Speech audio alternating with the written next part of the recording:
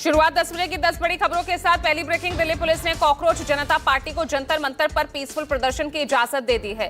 प्रदर्शन को देखते हुए सुरक्षा बेहद कड़ी कर दी गई है। कॉकरोच जनता पार्टी के संस्थापक अभिजीत दीपके आज सुबह अमेरिका से भारत लौटे हैं। पुलिस अधिकारियों ने एयरपोर्ट पर अभिजीत दीपके से मुलाकात की। पार्टी ने समर्थकों से सीधे जंतर मंतर पहुंचने की अपील की है। प्रदर्शन में सामाजिक कार्यकर्ता सोनम वांगचुक भी शामिल हो सकते हैं।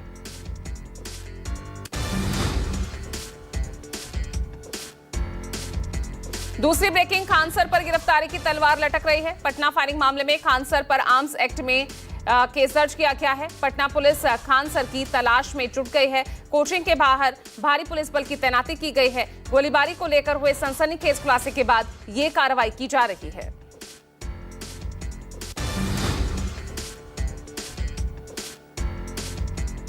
तीसरी ब्रेकिंग, पश्चिम बंगाल विधानसभा में ऋतव्रत बनर्जी को नेता प्रतिपक्ष बनाए जाने के खिलाफ टीएमसी हाईकोर्ट जाएगी।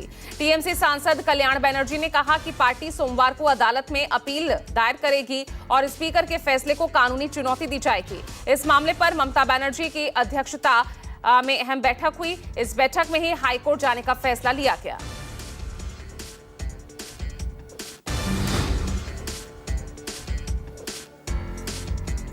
चौथी breaking, RJD supremo Lalu Yadav और पूर्व सीएम राबड़ी देवी की सुरक्षा में कटौती का मामला अब गंभीर हो गया है। राबड़ी देवी ने सभी सुरक्षा कर्मियों को वापस जाने के निर्देश दिए, जिसके बाद सभी सुरक्षा कर्मी आवास के बाहर आकर खड़े हो गए। राबड़ी ने कहा, मुझे सुरक्षा नहीं चाहिए। अब उनके आवास के बाहर एक भी सुरक्षा कर्मी तैनात नहीं है। वहीं आरजेडी प्रवक्ता शक्ति यादव ने राबड़ी देवी के फैसले को साहसिक बताया। उन्होंने कहा कि बिहार सरकार राजनीति नहीं बल्कि लालू परिवार को जानबूझकर अपमानित कर रही है। आरजेडी ये बर्दाश्त नहीं करेगी।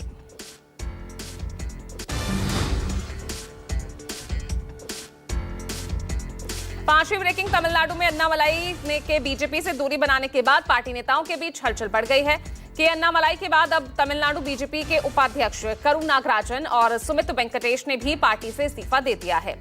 सूत्रों की माने तो उनके साथ लगभग 14 से 15 अन्य पदाधिकारियों ने भी पार्टी से इस्तीफा दिया है। बताया जा रहा है कि इनमें से कई नेता अन्नामलाई के नए राजनीतिक आंदोलन के साथ जुड़ रहे हैं।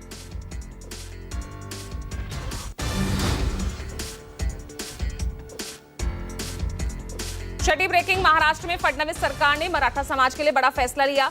मराठा समाज को ओबीसी की तर्ज पर आर्थिक शैक्षणिक सुविधाएं मिलेंगी। इसके साथ ही 10वीं के बाद छात्रों को स्कॉलरशिप का लाभ भी मिलेगा। ड्राइवर, कंडक्टर ट्रेनिंग समेत रोजगार से जुड़ी योजनाएं और दूसरे राज्यों में उच्च शिक्षा के लिए आर्थिक सहायता दी जाएगी। मराठा समाज के लिए आर्थिक मदद समेत 8 योजनाएं शुरू करने का फैसला लिया गया है।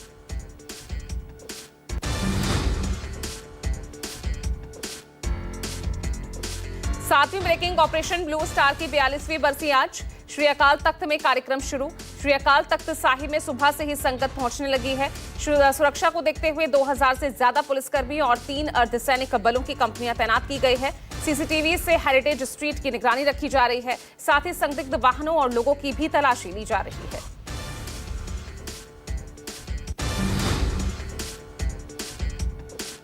नौवीं ब्रेकिंग, दिल्ली के पुष्प विहार इलाके से जहां दिल्ली पुलिस और बदमाशों के बीच मुठभेड़ का मामला सामने आया। स्पेशल स्टाफ और एटीएस की टीम ने 3 अपराधियों को गिरफ्तार किया है। गिरफ्तार अपराधियों के कब्जे से हथियार और अन्य संदिग्ध सामान भी बरामद होने की जानकारी सामने आई है।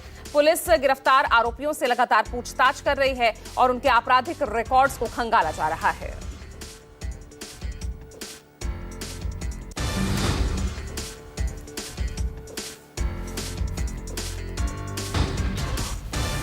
और 10वीं ब्रेकिंग, दूध कारोबारी ओमकार हत्याकांड में पुलिस को बड़ी सफलता हासिल हुई। पुलिस ने 50,000 रुपए के इनामी आरोपी को मुठभेड़ के बाद गिरफ्तार कर लिया है। आरोपी पर शख्स के अपहरण और हत्या का आरोप है। इस बीच पूछताछ में आरोपी ने हत्या की साजिश और शव को ठिकाने लगाने से जुड़े अहम खुलासे किए। आपको बता दें कि 30 मई को आरोपियों ने ओमकार का अपहरण कर गोली मारकर हत्या कर दी थी।